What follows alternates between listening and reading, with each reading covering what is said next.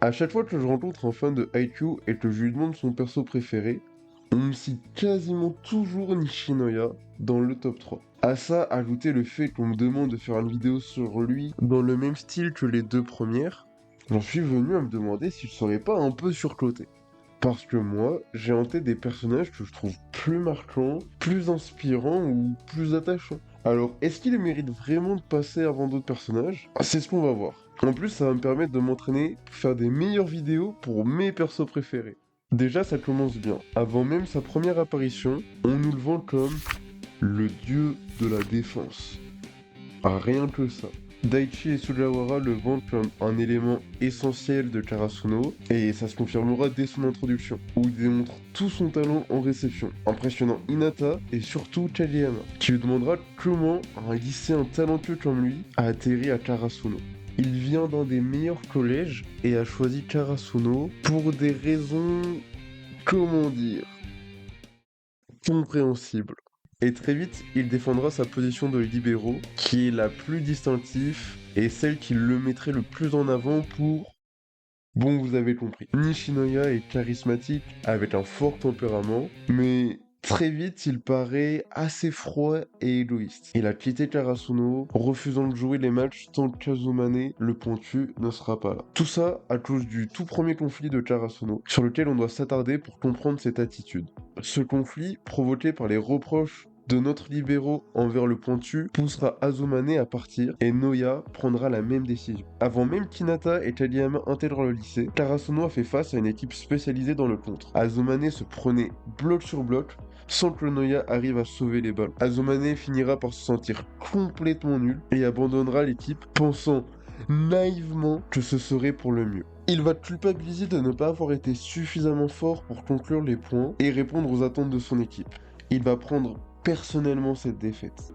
Ce qui est, on peut le dire, dû à une fierté mal placée. Une fierté mal placée, mais peut-être nécessaire à un joueur occupant un poste d'attaquant principal. Quoi qu'il en soit, il va faire le choix de quitter l'équipe en pensant sincèrement être un boulet pour l'équipe, provoquant la colère et la frustration de Noya. Car lui n'abandonne pas, continue encore et encore de sauver des points, mais comme étant incapable de les marquer lui-même, il doit pouvoir compter sur son équipe. Alors voir son pointu abandonner le combat à cause de ses échecs répétés va le faire culpabiliser de ne pas avoir réussi à relever davantage de ballons. Et ça le frustrera qu'Azumane prenne toute la responsabilité sur ses épaules.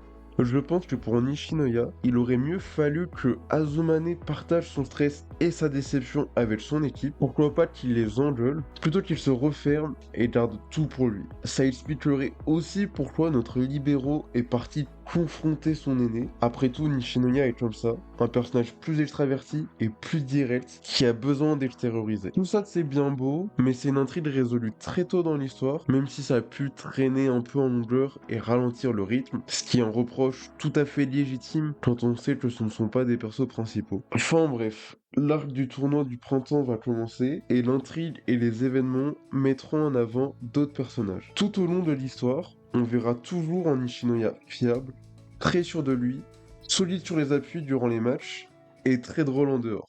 On est tous bien d'accord. Tanaka, tu peux compter sur moi. Taketora? Oui, message reçu. Oui. Pato Kyoko? Oui, maître. Ouais, je l'appelle Nishinoya maître, je pige pas. Si j'ai tout compris, c'est parce qu'il a eu le grand honneur de se prendre une baffe de Shimizu. Quelle brochette d'abruti, je te jure. Il n'a pas de concurrence à son poste, sa place dans l'équipe ne sera jamais remise en question. Mais étonnamment, on le verra faire preuve de timidité après avoir été très impressionné par le libéraux de Nekoma, ce qui interrogera Sugawara. C'est un aspect de sa personnalité qu'on aurait difficilement imaginé, et ça met en lumière une qualité sur laquelle on n'insiste pas beaucoup, mais Noya sait reconnaître les qualités des autres joueurs, surtout les autres libéraux, ce qui l'inspirera et le motivera à se dépasser. Les aspects que j'aborde dans cette vidéo ne sautent pas vraiment aux yeux et il faut vraiment s'attarder dessus. Si la vidéo a ce titre, c'est parce que, comparé aux autres persos, il n'est jamais mis en difficulté. Il ne traverse pas toutes les épreuves de Yamaguchi, il n'a pas le développement d'un Tsuki qui est vraiment impactant, et il n'a jamais été absent d'aucun match, donc ça n'aide pas à nous rendre compte de son importance. Et il n'a pas non plus la chance d'être un antagoniste qui pourrait imposer la crainte ou le respect. La seule fois où il rencontre une difficulté, c'est face à Ushijima. Mais en même temps, qui ne rencontre pas de difficultés face à Ushijima. C'est littéralement le mec que n'a jamais réussi à battre Oikawa et c'est l'un des meilleurs pentus du Japon. Quand Karasuno est confronté à ce monstre, Noya ne doute pas une seconde de ses capacités et se présente même comme le seul à pouvoir combattre avec Ushijima. Après avoir vu de quoi il était capable, il prévient qu'il aura besoin de 3 autres balles avant de pouvoir contenir ses attaques. Et c'est un homme de parole parce qu'il y arrivera. Donc pour la peine, je vais mettre son moment le plus clutch de tout l'anime.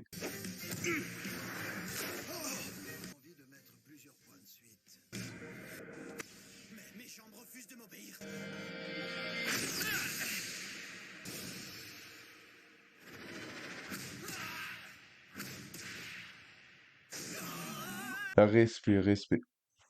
En fait, ce que j'essaie de défendre quand je me demande si Nishinoya n'est pas surcoté, c'est qu'il peut être considéré comme un génie à la manière d'un Kageyama. Ces derniers sont très liés, deux collégiens super balèzes qui se retrouvent à Karasuno. Bon, pas pour les mêmes raisons, l'un pour et l'autre parce qu'il est un peu con.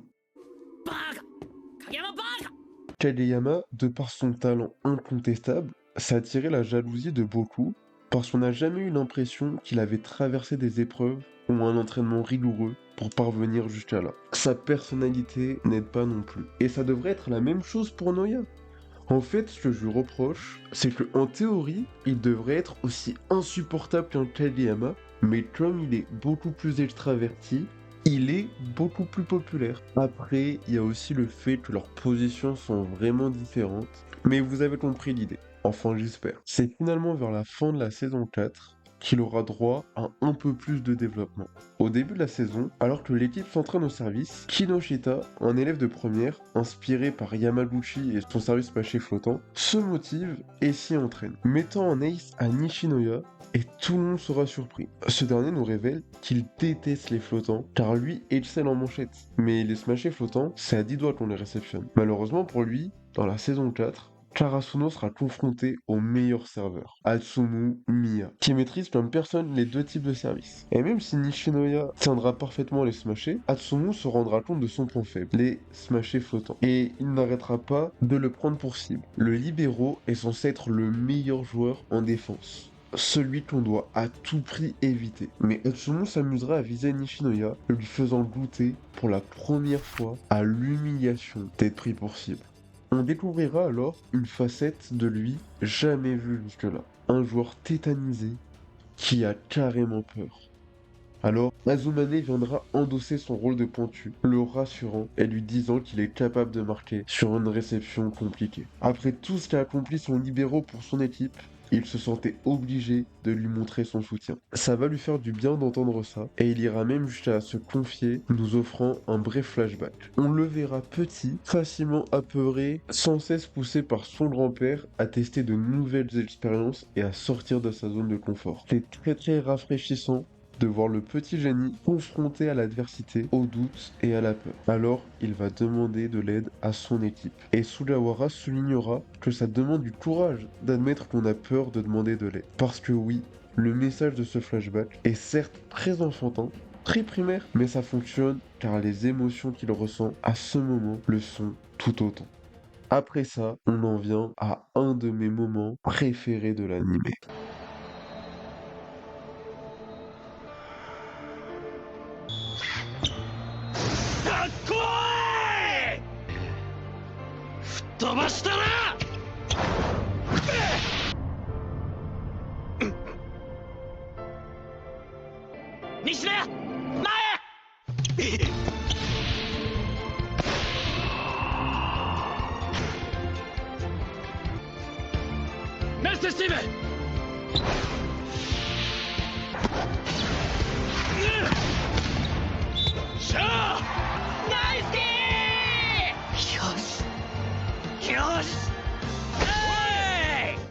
J'adore cette scène. C'est Kinoshita, qui a toujours été un random de Karasuno, que tu as certainement oublié, qui vient en secours de Noya. Cette scène ne sort pas de nulle part.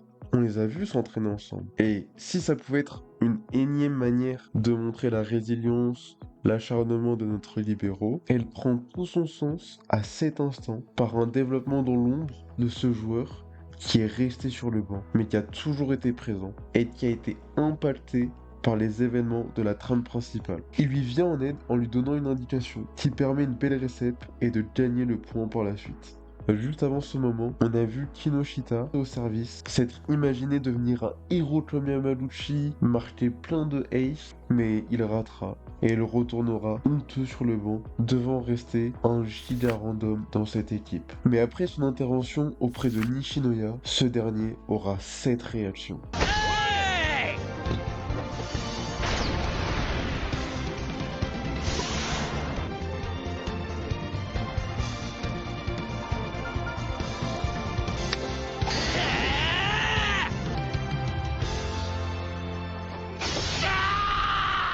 C'est notre point, c'est le point de l'équipe. Même si tu es sur le banc, tu es mon héros et tu as eu ton rôle à jouer. Cette scène, je l'adore. Ça fait partie de mes préférés. C'est les sensations de match parfaitement retranscrites. C'est l'esprit du volley. C'est l'esprit de Haikyuu.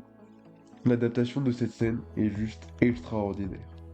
Avant de conclure et de répondre à la question est-ce que Nishinoya est un perso surcoté, je tiens à lui rendre justice. Car dans le film La guerre des poubelles qu'on a attendu pendant 4 ans, il a une scène mythique où on le verra sauver la balle avec son pied. Et cette scène n'a pas été adaptée. Faudrait que j'ouvre un dossier sur ce film à rien que pour ça. Voilà une bonne chose de faite. Donc, est-ce que Nishinoya est un perso surcoté? Pour moi, jusqu'à la saison 4, oui, clairement. C'est un perso qui était vraiment beaucoup mis en avant pour ce que ça racontait. La saison 4 et sa relation avec Kinoshita apportent beaucoup et rend Haikyuu encore plus riche. Mais quand je compare aux autres personnages, j'ai envie de dire oui, je trouve un peu surcoté. Je trouve qu'il y a un vrai déséquilibre par rapport aux autres personnages. J'aime bien Nishinoya, parce qu'en même temps c'est difficile de ne pas l'aimer, mais je préfère quand même d'autres personnages, et je préférerais que ces derniers soient un peu plus reconnus. Franchement, dites-moi ce que vous en pensez dans les commentaires. Je réponds à tout le monde. Vous, dites-moi vos 3 personnages préférés. Merci beaucoup.